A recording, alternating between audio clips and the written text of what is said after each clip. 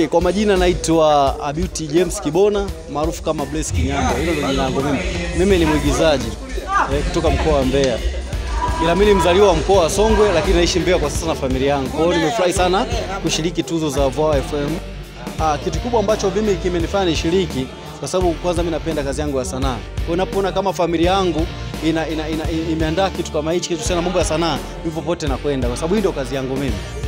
Yaani mimi haina tofauti na mwanajeshi kwamba ukimwambia sasa hivi kuna tukio fulani limetokea inabidi uende, lazima uende. Kwa hiyo sanaa ni kazi yangu. Kwa hiyo niliposikia kwamba kuna issue ya VOA FM Awards, mimi ushauri wangu kwa wasanii wenzangu, unajua hizi tuzo watu wengi hawataki kuzipuuza wala kuzidharau kwa sababu tuzo zinaleta na nitasema spirit, yani moyo wa kufanya kitu kwa sababu huu ni ushindani.